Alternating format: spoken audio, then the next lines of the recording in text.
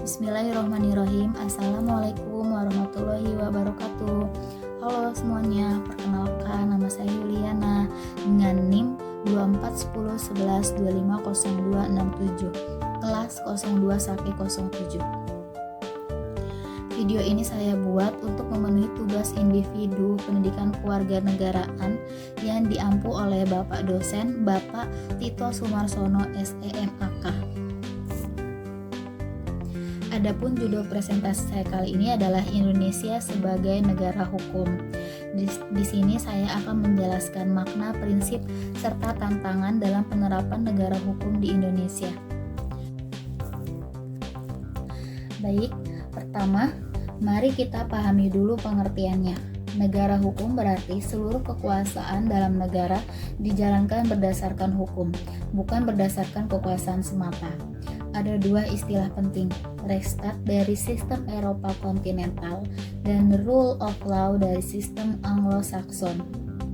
Indonesia menggabungkan keduanya.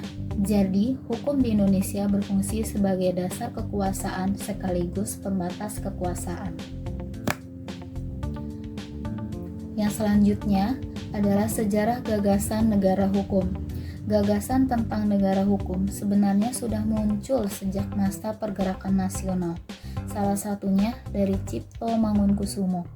Kemudian, ide ini disepakati dalam sidang BPUPKI tahun 1945 dan akhirnya ditegaskan dalam pasal 1 ayat 3 UUD 1945 yang berbunyi, Indonesia adalah negara hukum.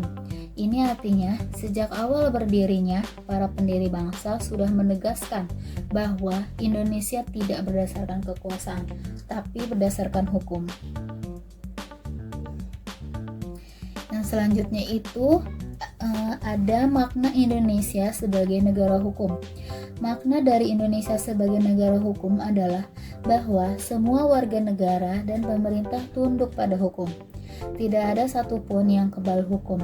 Selain itu, hukum juga menjadi alat untuk mencapai tujuan nasional, yaitu melindungi segenap bangsa Indonesia, mencerdaskan kehidupan bangsa, meningkatkan kesejahteraan umum, dan mewujudkan keadilan sosial bagi seluruh rakyat Indonesia.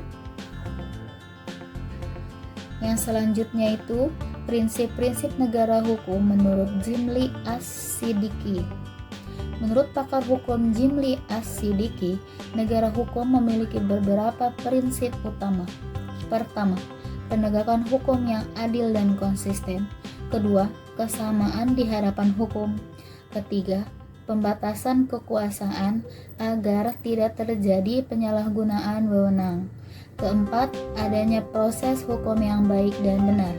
Selain itu, peradilan harus independen, hak asasi manusia dilindungi, dan pemerintahan dijalankan secara transparan dan demokratis.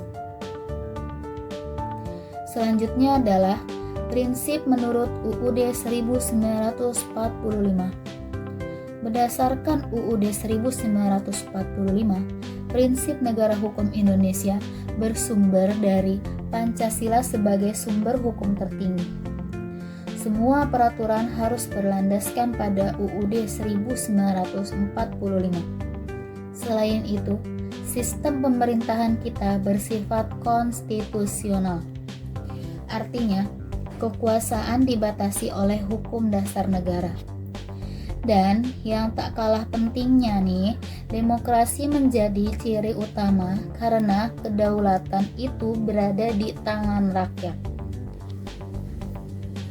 Yang selanjutnya adalah hubungan negara hukum dan HAM.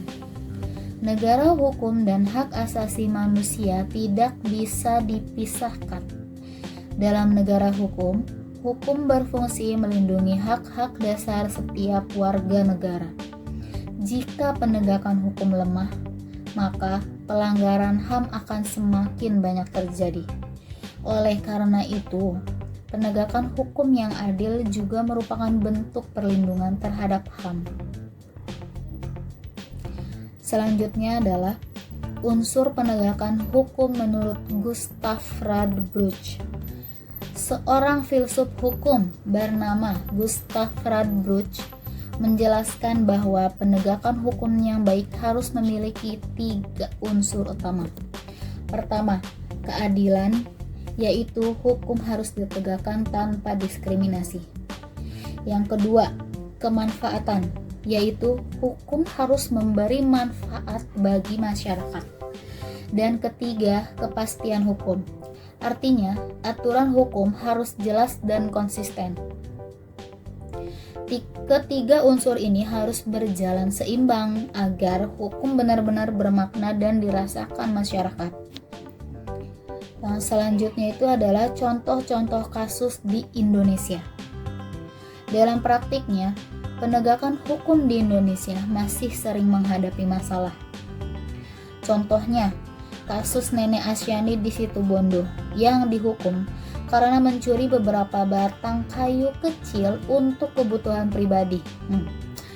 Kasus ini sering disebut tajam ke bawah, tumpul ke atas.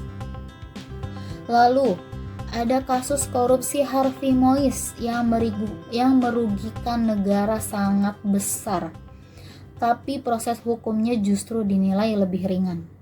Selain itu, masih ada pelanggaran HAM berat seperti peristiwa Talang Sari tahun 1989 yang belum tuntas hingga sekarang. Nah, selanjutnya ini, dari kasus-kasus tadi terlihat bahwa Indonesia masih menghadapi banyak tantangan. Pertama, penegakan hukum belum adil dan konsisten. Kedua, masih ada penyalahgunaan kekuasaan oleh oknum tertentu. Ketiga, transparansi dan pengawasan masih lemah.